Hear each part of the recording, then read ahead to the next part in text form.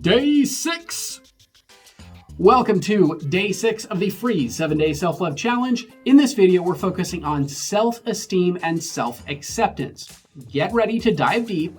There might be emotions, there might be releases, there will be homework, and you might be a different person by the end.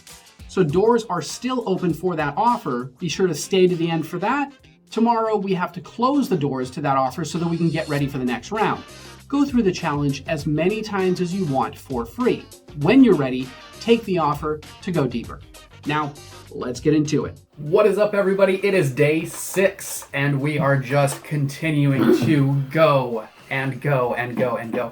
I am so excited with how much you guys are showing up for yourself, how much you guys are showing up for us, which is awesome, but most importantly for yourself, because that's the whole reason for this. In this video today, we're going to be doing self-care, self-esteem, self-acceptance, training wheels to self-love, and where are you on your journey? Yes, you guys, as you come on, please let us know you're here. We'd love to see your shiny, happy faces, and let us know where you're from, if we don't already know that already, because, this morning we are excited about, but for those that are just getting to know us, I'm Heather. And I'm David. ZenRoseGarden.com. Yes. Helping people create badass lives. Bam. We got a lot of good stuff in store for you. Let's do some homework. Who dropped their whys from yesterday? Raise your hand if you did that. Because that makes you so wise. Yeah. Who dropped your whys from yesterday's homework?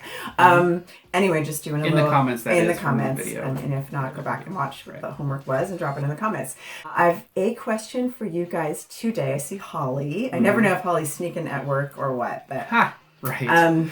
So she did her homework. All right. If the steps to self-love were a system, Yes. which two of these would represent the emotional and mental work of self-love? Okay, now listen carefully. 2 of these are the mental and emotional work. Physical self-care, loving others, Spiritual self-care, self-esteem. and self-acceptance. Which 2 of those are the most important for, which are the emotional and mental work of getting to self-love? I'm going to tell you one more time. Physical self-care, loving others, Spiritual self-care, self-esteem, or self-acceptance. Put 2 of those in the comments. which ones you think are the emotional and mental work of self-love? Okay. Like I said, we're going to drop things about self-love a little bit differently than just the Google internet self-love generic shit. So That's because most of the time we're better than Google. spoken like a true Capricorn. Yep. So you I can just put that have, I want to lay this on you. You can have compassion for others, but still have no idea what self-love is. Okay? And I hear everybody say, you can't love others until you love yourself. It's not true. Right. You can totally love others and not love yourself. So by loving others, though, it does teach us about love. But sometimes if we're not learning about self-love and self-compassion on the way, it turns into obsession and dependence and all of those things we don't want to happen in our process of loving others.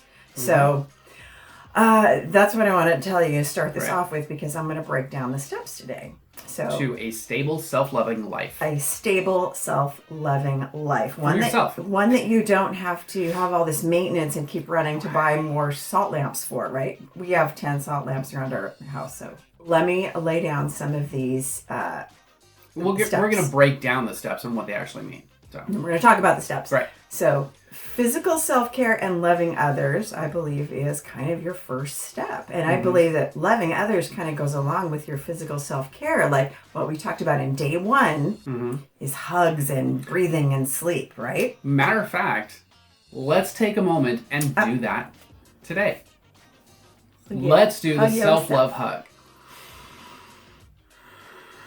And the breathe. I feel kind of cheesy when I do this. Do you? Do you feel like I'm like Stuart Smalley or something? I don't give a fuck what I feel like on the outside, what I look like on the outside. I just know that it feels amazing to me, and I don't give myself enough moments like this. So I'm just going to take it. So physical self-care and loving others are kind of in the same handbasket together. Right. Okay? In the handbasket that nobody uses anymore. But if we don't get past that, we don't get to the deeper work. Okay, so if you put self-esteem and self-acceptance as the two big pieces of the emotional mental work, getting to self-love, a true, stable, self-loving life. You were right. So, boom, and Nima got one of the two. Yep. Self-esteem and self-acceptance. We're going to talk about those in a sec. So, spiritual self-care is something that happens kind of on the bookend of the physical self-care. Yeah. So you got the physical self-care and loving others, then you got the work to stabilize self-esteem and self-acceptance. Not the same thing as self-love. Right. Or the steps towards it. And then you've got the spiritual self-love kind of as the bookend for that. It's kind of how we're doing it today, because tomorrow we're going to talk about spiritual self-care. And then all of those end up leading you to actual self-love that requires very, very little maintenance. Once you get there. Right. You've got a stable, self-loving, self-perpetuating, self-healing life. It's like a workout. It's like a physical workout. You're working out all of these skills and all of these things, and you're pushing all of these programs and all of these beliefs and all of those. You're pushing them and then exercising your strength, your internal strength, so that that weight that used to be big and heavy for you no longer is big and heavy. So the truth is that these steps might not be nonlinear, because life is not or they might be. Life is not linear, truly. We're living it linearly from day to day, but all of the things that we're learning are definitely not linear. But these are the steps that sort of break it down, more or less kind of... A more clear breakdown. Yeah, a clear breakdown of the pattern, the recipe for self-love. And this is an exercise of how to do it and how to get there. And when you're in the training phase and when you're in the learning phase, it's got to be broken down so that you know what each of these different elements mean and how to recognize the different elements. But they all come together when you're done with the mental part of it. It all comes together in your life, because it's the life of self-love that you want. So it's a foundation that you're building to a stable, self-loving life. Right. Let's go over one more time. Physical self-care and loving others. Okay. Self-esteem and then self-acceptance. Spiritual self-care.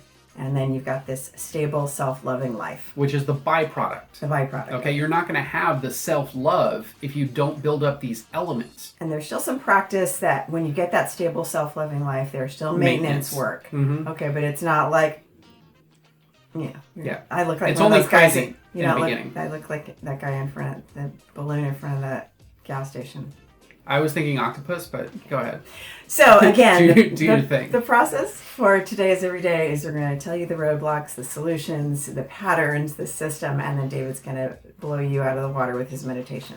So, and then you'll be an octopus out of water. Yeah. So let's talk about the progressive stages that begin and end with self-care, like we talked about. Physical self-care to spiritual self-care, which is the maintenance of self-love. Right. So it all starts with self-care, which is what we started the beginning, day one, with.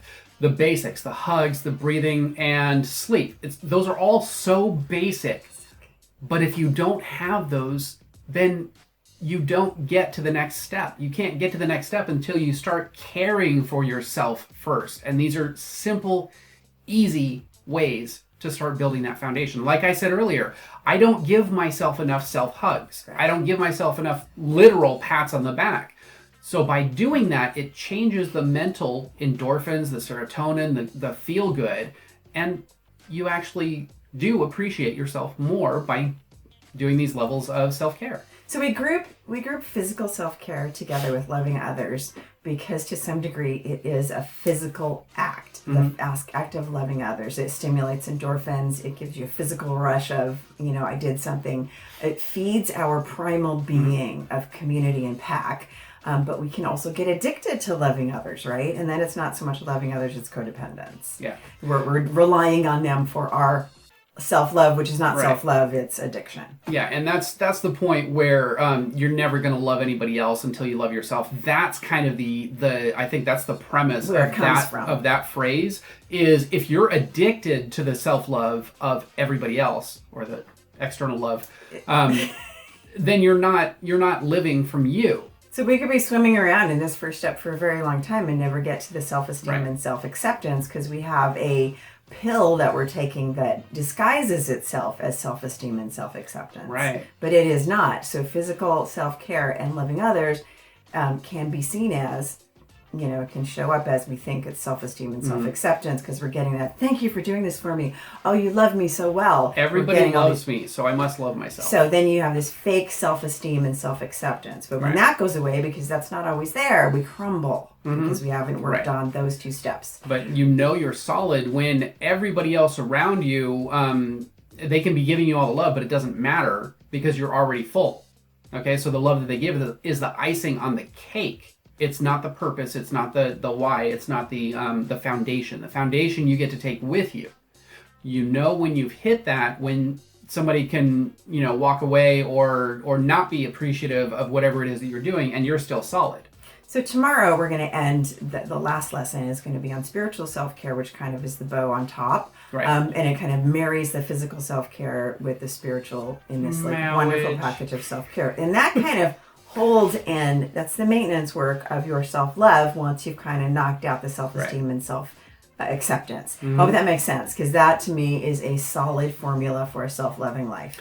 Marriage. I love it. Okay, so all of the stages in between physical self-care, which is the first step, and the final step of spiritual self-care, are what we have been working on day 2 through 6 of this masterclass. That's the meat. Right. And these skips cannot be stepped. These steps cannot be skipped. Right. Okay? That is the emotional and mental battlefield in between. Yep. So when we try to skip this section and go from like boot camp and training, right? Because we're like all about the training. Right. And take a helicopter from physical self-care to spiritual self-care. So like getting a massage or buying a salt lamp or feng shuiing our house. Those are all physical self-care things. And getting better sleep.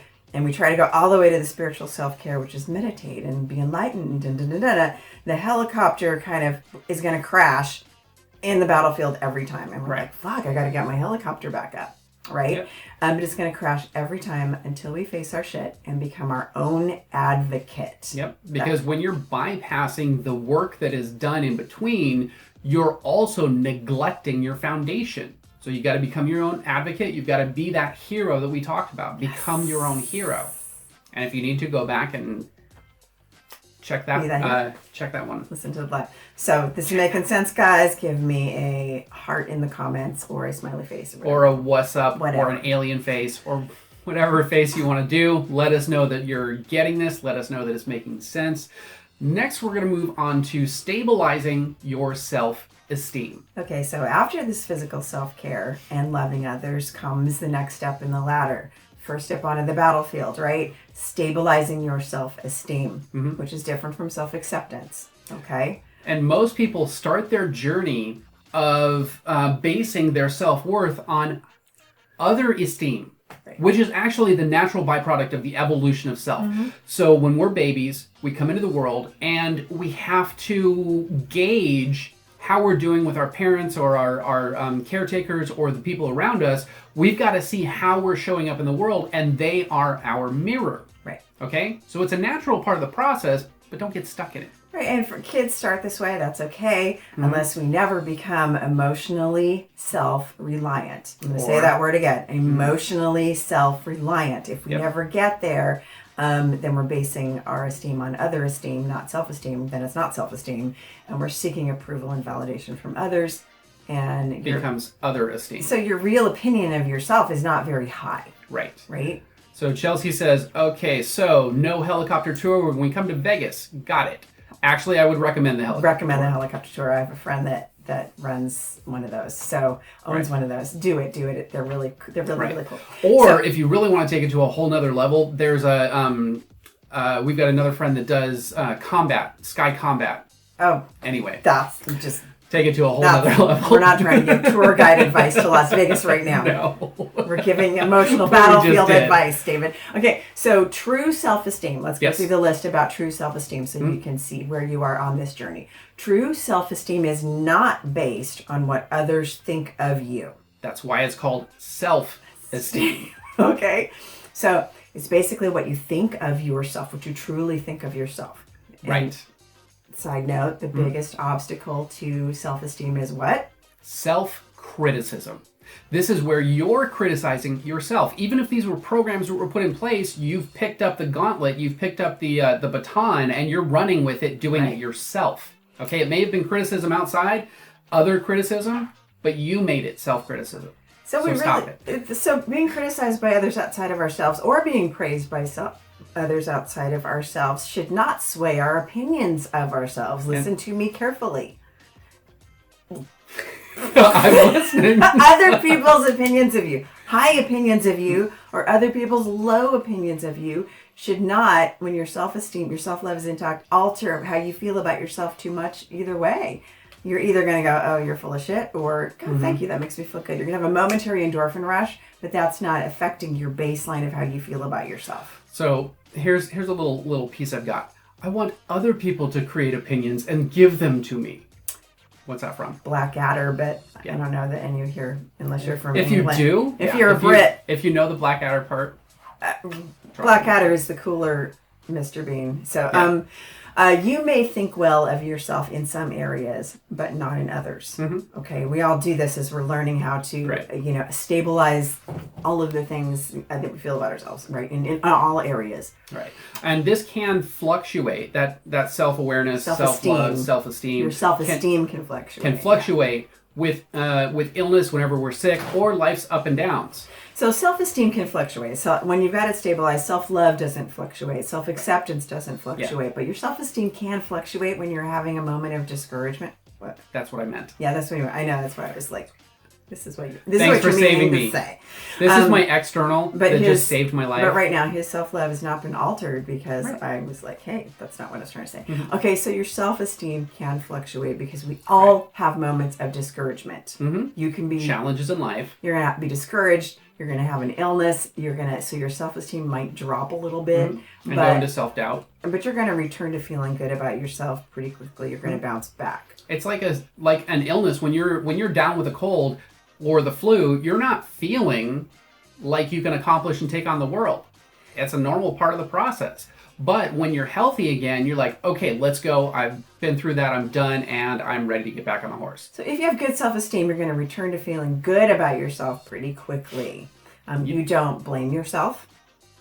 You don't take other people's opinions, like I said before, good or bad, as a basic change to your personality and how you feel about yourself. Right. And you don't take life's curveballs too personally. Right. I don't know how many people have curved balls. Not curved balls. A curveball. Like if life throws you a curveball, right? You're not like, oh my gosh, life's fucking with me. You don't get all in your feelings and personal about it. Like it's just a thing that happened. Right. It's not about my worth, good or bad. And you may have a moment. You may have a moment of going, oh shit, what just happened? It's a curveball. You're like, oh, okay, that's what happened. Moving on. You're going to look at it more as a challenge to overcome than a pity party. So this is what self-esteem is about. It's the bounce back. You're going to think you're okay despite your losses, your mistakes, your fuck-ups, your rejections from others. Mm-hmm. Many people will focus on the flaws and the struggle without acknowledging their assets and what they're actually, what they actually have, first off, and second, what they can do with that. And let me take the flip of this, because we're all wondering about narcissists, because empaths always do. So, I mean, I think empaths and narcissists are both codependent and can be dysfunctional. Right. Because if you got them in the same room, the empath is just as dysfunctional as the narcissist. Right. Sorry, kids. But the flip to this is the inflated, unrealistic self-opinions. Right. So narcissists... when you're high on your horse and you don't know how to ride it. Narcissists have... overinflated, right? Overinflated self-opinions. Right. Whereas the empath might have an underinflated self-opinion. So those two go very well together. And I'm not talking about an empath who is sensitive and empathic and solid. Solid. Right. I'm talking about the wounded empath. The wounded empath. So don't get all offended. Because I'm empathic too. We're all empathic. So narcissists, here's the thing. Narcissists will crumble when there is a major loss and their self-esteem will dive because their self-esteem, their esteem depends on the opinions of others and their overinflated opinion of self. It's not a real opinion. It's not how they really feel. It's a mask to their real opinion. And so narcissists, go ahead. Inflated ego is a mask to their real opinion of themselves. Right. And the areas that really support that self-concept are beauty, how they look to the world, their public face, and material success, their wealth, their success, their whatever it is. That's their defense. That's what they need to survive in the world, or at least believe they do. Or how they look to the public. So that's when how they look to the public is their survival. When that's threatened by a person who's an extreme narcissist, and you can probably think of a few, they just crumble and get defensive, and they're like, oh, okay. So they're off their game. That's just sort of a side note. Right. That's the flip of it. Right. Now we're going to get more into self-acceptance. Okay. First, I want to scroll down and see if there's some comments or questions we need to look at. Let's see. Chelsea says, I'm feeling cheeky. Nice. You certainly are. You're always cheeky. One always hangs lower. Oh, boy. Oh, boy. I don't think that's a question. Let's see. Going back to slay those dragons. Good for you, Nima. Right. Princess Bride, Priest. Yep. Marriage. Late. Processing a pumpkin. You're never too late. Nima says, what can I do with the lessons? I'm not sure exactly what you mean with that. Explain that a little bit more as we go on, and then we'll get back to it. Right. I think what you might try to say. Okay, so let's talk about the next step. That's the definition of self-esteem. Right. The next step in the ladder, the next building block, is self-acceptance. So self-esteem is a variable. It can go up and down with life and moments of discouragement, but once you nail it, self-acceptance is steady and unconditional. So once you get there. Self-acceptance is a process in itself. So once you get self-esteem. Let me explain it because he was like, but I'm going to slow it down and kind of explain a little more deeply what David was saying. So self-esteem is variable up and down. Okay. But you have levels where you might beat the level and you might be variable up and down in a higher level. So you're not ever dipping down to that low self-esteem you had maybe 10 years ago. You go up here and again, you're like dipping down in this like variation of I'm getting a little discouraged, but you're not anywhere near as discouraged as you were 10 years ago when you got a hit, from life's discouragement. So once you nail it, that self-esteem is going to be more stable. You kind of nail it in levels, right? Until you're really solid. So my concept of this is that self-esteem is similar to motivation. It goes up and down. Self-acceptance is similar to drive, where it's a constant. So self-acceptance, once you master the self-esteem, like David was saying, self-acceptance on its own is steady and unconditional.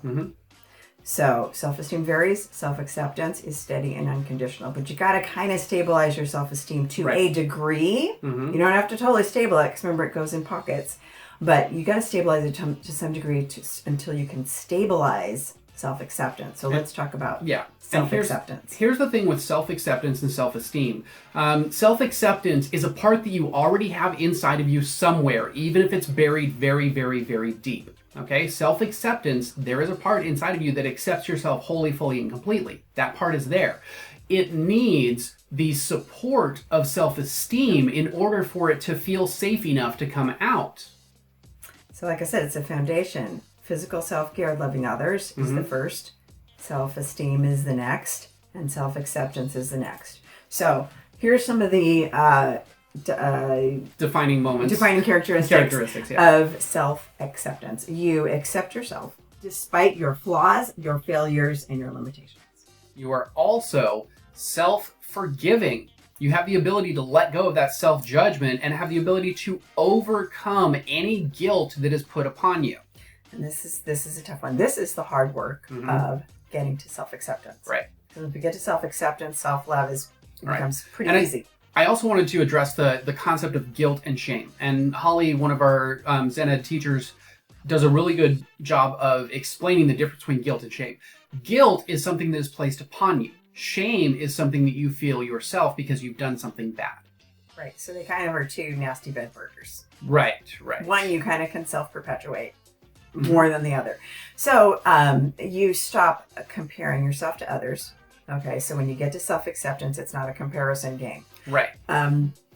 Positively or negatively. Yes. So, and that's the key, is you stop comparing yourself in a positive way or a negative way to other people, and you appreciate your unique individuality. You're the only snowflake in the universe, princess. Mm-hmm. Okay, and you easily accept other people without judging their unique starfish. And right? again, that's because the external world is a reflection of your internal world. Okay, as you gain this self-acceptance and this power of self-acceptance, then you can more easily accept others. If you don't have it, it's hard for you to accept others as easily. And let me be clear. Your self-acceptance is your power. Mm-hmm. That is power for you. It's very powerful. So by the power of Grayskull. So even though you have challenges to overcome and you want to improve yourself and you're Mm-hmm. always, challenge yourself to beat the level, you feel that in this moment you're enough. And you don't have to prove yourself or improve yourself. Mm-hmm. And you're going to improve yourself, right, because that's a natural byproduct of the human experience. Well, the ironic thing is, once you decide I'm good, I'm great, I have nothing to prove, I don't have to prove myself and to be better and to be accepted, mm-hmm, then you want to improve yourself. I'm beautiful, I'm amazing, and gosh darn it, people like me. But you don't have the pressure on yourself to improve yourself to impress others. Right. The pressure is gone, and the pressure is gone. And then you can improve yourself with joy and fun and challenge. I'm like, yes. Right. I did it, right? So with that, you gradually stop worrying about what other people think, and you don't give them that power. You become more spontaneous, more authentic, more natural, and go with the flow wherever life takes you. So now you can finally relax and allow the more real inner you to be seen. Yeah. I think on steps on this journey, I think that I've taken personally, mm-hmm, is I'm like, I don't show my true self until I get to know you and I can trust you, and mm-hmm, I don't come all out. Now, that's a fear. That is a fear, and I recognized it as a fear. I'm just going to be myself because I'm holding myself back for you. Right. And this doesn't negate self-awareness. Right. You Pearls might not get to have all of me or see all of me or me give you that time because I know that you can't see me. So I'm just going to go move somewhere else. It's not about I'm holding myself back for you. Mm-hmm. Until I get to know you and I can trust you. Yeah, because that's giving power to somebody outside of you. That's another way you give your power away, folks. So the other part of this is that you don't really have any shame or fear of revealing yourself, of showing your true self. Like Heather's talking about it, you don't hold yourself back because somebody can't accept you. Right. You're not doing it for them anymore. Well, I know part of that for me, being on camera all the time, because we do a lot of lives, is that you're going to say something stupid at some point. I never do. We always do. Or you're going to poke jabs at you. I mean, there's always something that's going to go wrong when you're doing a live improvisational or a teaching moment or a comedy or anything like that. Right. And you have to be willing to reveal yourself in the moment and go, oh, I'm human. I just said something really stupid. I never do that. Because guess what? You guys do too. So we're all the same people. We all do stupid shit. But the important part is your heart. Is your intention right? Is your love in the right place? Yes. So that's the most important thing. The next part, what I want to leave you with self-acceptance before we go on to what self-love is going to look like, a true self-loving life looks like. This self-acceptance is one of the most, I'm talking in capital letters right now, one of the most vital steps to intimacy with yourself and with all types of relationships. Most importantly, the one with yourself, because that sets the basis for the relationship with others in your life. But if you don't have this self-acceptance and it's not safe enough to come out and to show itself in the world, your intimacy, that deep soul intimacy, physical intimacy, every element of intimacy is based on whether or not you accept yourself fully, wholly, and completely. Intimacy means vulnerability, connection, feeling someone on a deep soul level, seeing them on a deep soul level. Having a moment with someone that can be very, very deep, but very meaningful. So you're robbing yourself of the richness and the depth of life if you don't work on getting across the battlefield and working on your self-acceptance. So these are all important things. Yep. Okay, guys. All caps. Hashtag all caps. Heart on sleeve. I like to put all my cards on the table. This is me. So thanks, Chelsea. Thanks, Nima. Nima says, I'm almost there. Good. Awesome. Chelsea says, my self-esteem has grown this past year. I always thought I had good self-esteem because I didn't care how I looked. I realized it was far deeper than that. Yeah. Thanks, guys. Yep. Absolutely. Yep. Self-esteem Absolutely. is hard to define because we often clump self-esteem, self-acceptance, self-care into and call it all self-love. It is not. It is not. So Right. Self-love, because we're getting into the meat here. Mm-hmm. And tomorrow's going to be fun because it's about spiritual self-care, which is the part we all want to go to first, right? Let's all meditate and get enlightened. Fuck that if your emotions are a mess. Yes. Okay, so self-love. What is the difference? I'm going to write in the comments. Let us know in the comments. What is the difference between self-compassion, which is a necessary part of self-love, And self-pity. So what do you believe the difference is between self-pity and self-compassion? Let us know in the comments. Okay, I'll And come we'll get back to that in a minute, but that's a good one to think about. Chelsea says maracas and pizza. That's I don't know. That's maracas and Damn it, I something. want pizza for breakfast. Oh, but I'm on keto right now. I can't do it. Oh, you could do anything. Cauliflower crust pizza. You could do anything. Okay, let's get into self-love, and then we'll get back to the question. Yeah, let's kind of touch on what we've already covered so far. Recap. A little bit. Self-esteem.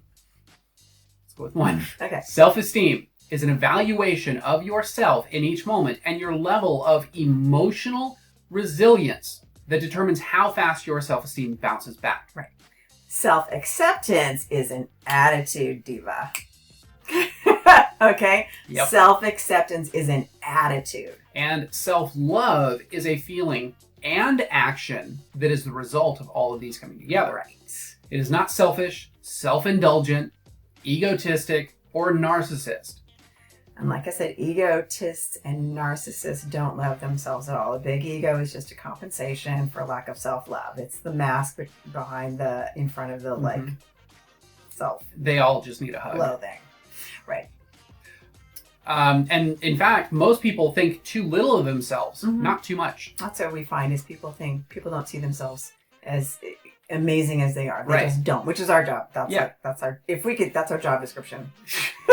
Help you feel amazing.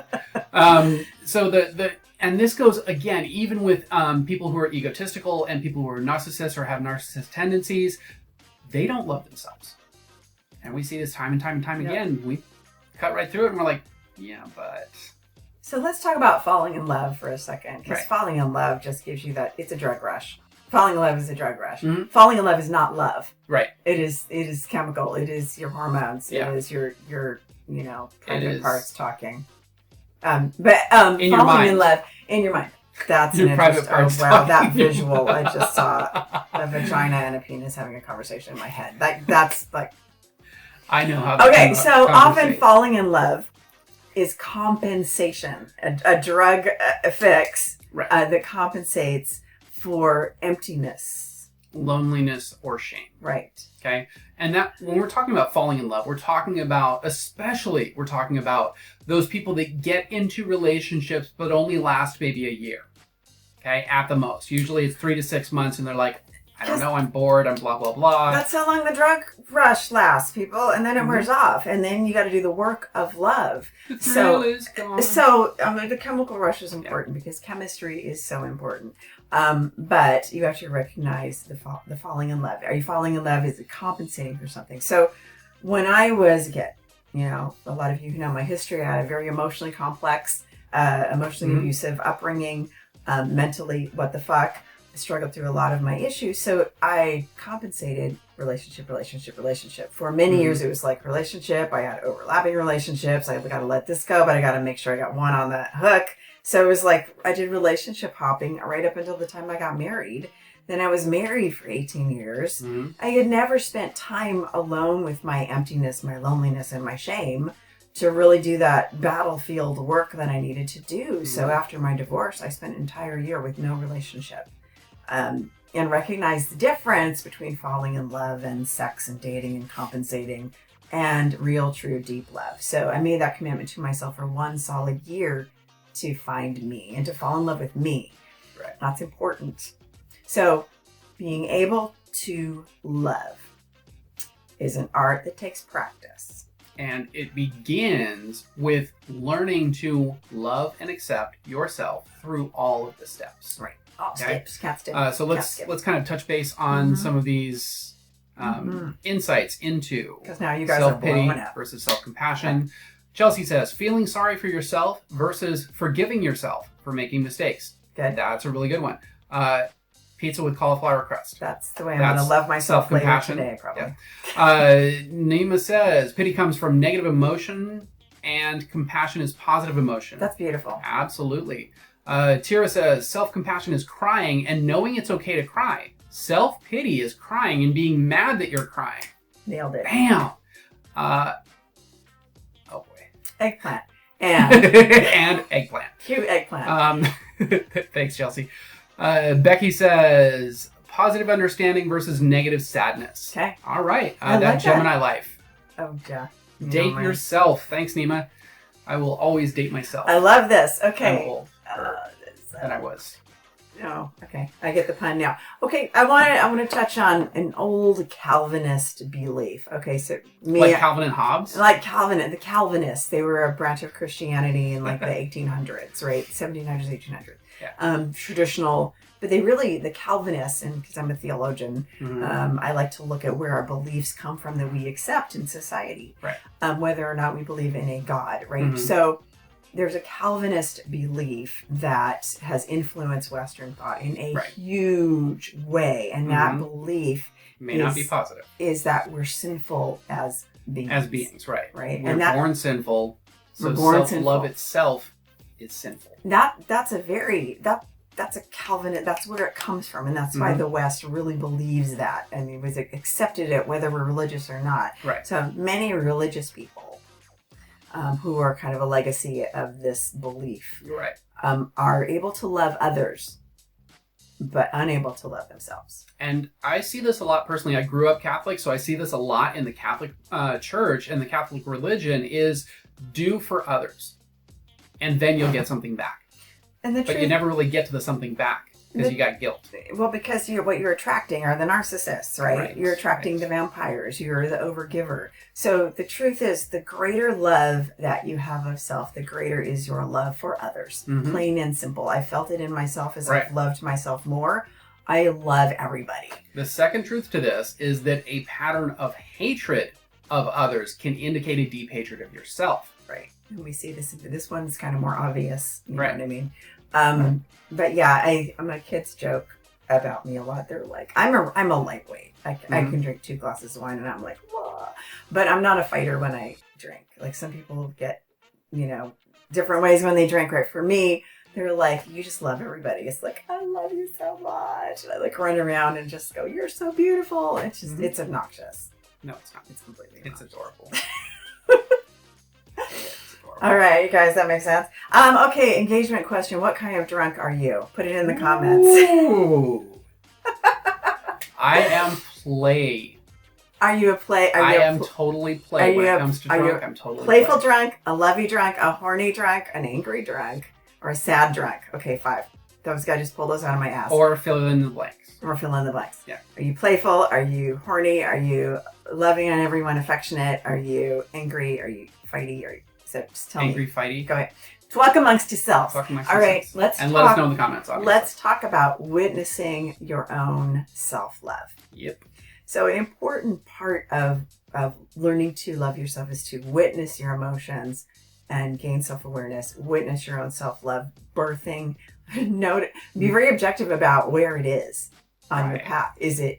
Where is it in your coming to stabilize the stable self-loving life, right? So when you love someone, you really try to understand their worldview, how they see the world itself, even though it may differ from yours. You offer...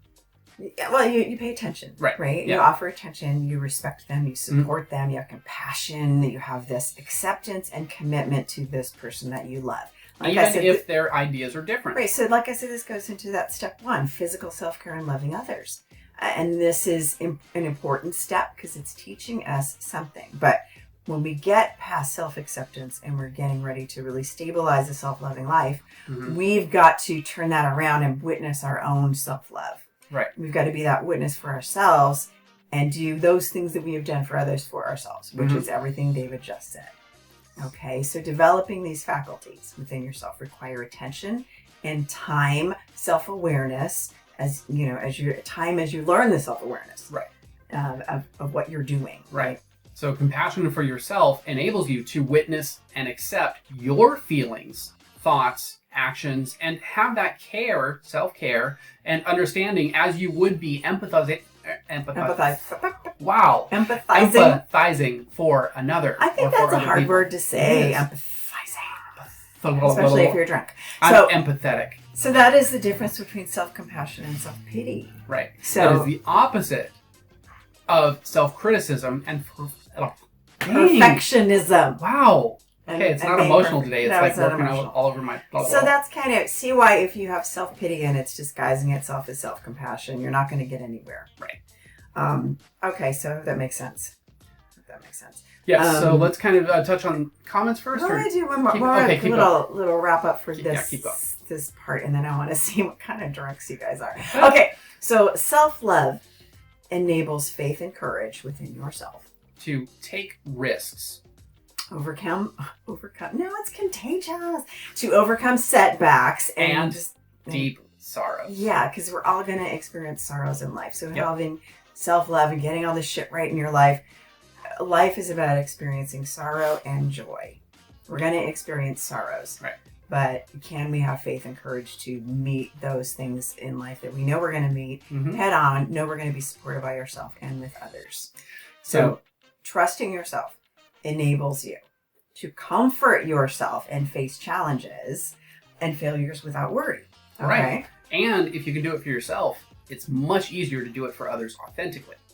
So you see yourself with objectivity and know that you're going to survive despite how much this present moment brings those freak out emotions, the oh no, blah, blah, blah, blah, the freak out. I have freak out emotions. People that know me are like, when I have those freak out emotions, I have the freak out emotions. You're going to have those freak out emotions. Right. It doesn't mean you're not self-loving, but you recognize them, you're witnessing them within yourself, and you know that you're going to be okay. Yeah, and it's how you show up for yourself. So one more time, you cannot develop these functions if you are constantly seeking validation and reassurance from others. You're spending your resources outside at the strip club, making it rain, and you're not giving yourself any love. So let's see what kind of drunks you guys are. All right. So Tira says, Nima, I'm surprised you get angry. I can get sassy as fuck too. Sure. AF too. Let's see. Boom. I hated everything and everyone for a very long time. Thanks, Chelsea. Colored glasses. Yep, they gotta come off. Tira says, I'm a lovey drunk too. Chelsea says, I'm adventurous, horny, playful, and friendly. I want to party with her. We're going to. Yeah, I know. And Nina says, I can be angry drunk or giggle drunk. Angry drunk or giggle drunk. Right on. You know what? Lovey and emotional and chatty. I'm so ooey gooey when I'm drunk. I've seen you drunk, Tira. Yes. I concur. And she got the right capitalization and emphasis on empathetic. Pathetic, right. Sometimes we do get pathetic as empaths. Yeah. It's 12 o'clock somewhere, white sangria. Yes. Nima, I'm surprised you can get angry. I can get sassy as fuck too. Yes, me once upon a time. I used to be a scrapper when I drank, but not anymore. I mean, I could throw down, but I'm not searching for it anymore. She is Irish. Yep. Holy shit. Depends on the day, but mostly happy. All right, cool. Awesome. It's great that we've got a lot of happy drunks here. I like that. On the majority. So I hope that makes sense because we wanted to give you a recipe for what that self journey looks like, that self-loving life journey looks like. Because like I said, we can get caught up in buying salt lamps and other things and massages and forget and don't know what those steps are in between. Tomorrow we close the doors for the offer, so grab it if you're ready or do the challenge again. Let's keep going. Okay, I lied. I got emotional again. I heard you get emotional. He gets emotional. Spontaneous emotional, yeah. Day 6. When you guys complete today, I want you to do hashtag day 6 done. Yeah. Okay. So like tomorrow, I'm going to give you the homework, but tomorrow, I'll give you the homework first. Okay. Right. Homework for today is in the comments. I want you to write 4 questions. There's 4 questions. Okay. It's a little bit harder because there's no homework tomorrow because it's the last day. Okay. So 4 questions, and I want you to answer each one in the comments. Complete the sentence. I physically feel best about myself when. Beep, beep, beep. Number 2, I feel most empowered when I. Beep, beep, beep. I am really smart in the area of. Beep, beep, beep. I love myself for. Beep, beep, beep. And Let us that's know in the comments. That's your homework. 4 questions, 4 sentences to complete. Yes. I physically feel best about myself when. Beep, beep, beep. I feel most empowered when I. Beep, beep, beep. I am really smart in the area of. Beep, beep, beep. I love myself for. Beep, beep, beep. And these are all in the comments. Right. So tomorrow, like I said, do hashtag day 6 done. So we know that you are done today. Tomorrow, we've been working on a way to continue this as an ongoing thing so we can create a way that you can have access to the past ones that you have participated in. Because once this group is done, new people come in. Right. But I think that we should continue this. Raise your hand if you think we should continue this. And we love spending time with you, so it's kind of selfish for us. Yeah, right. So we're excited about creating this new platform. Okay, guys. Once again, time is a valuable and precious commodity and resource, and the fact that you guys continue to choose that with us is absolutely honored and appreciated it. We appreciated it. Appreciated it. So we love when you spend time with us. We love, most importantly, when you spend time with yourself, because improving yourself is one of the greatest ROIs that you can ever have. One of the greatest returns on the investment of the time that you spend with yourself and for yourself. So continue growing, continue leveling up, creating that badass life, fighting your dragons and demons and monsters, and succeeding. Create victories every day. So thank you guys once again for joining us. And we're going to go create second coffee. Yes. And we will see you guys tomorrow. All right. Peace. Tomorrow we close the doors for the offer, so grab it if you're ready or do the challenge again.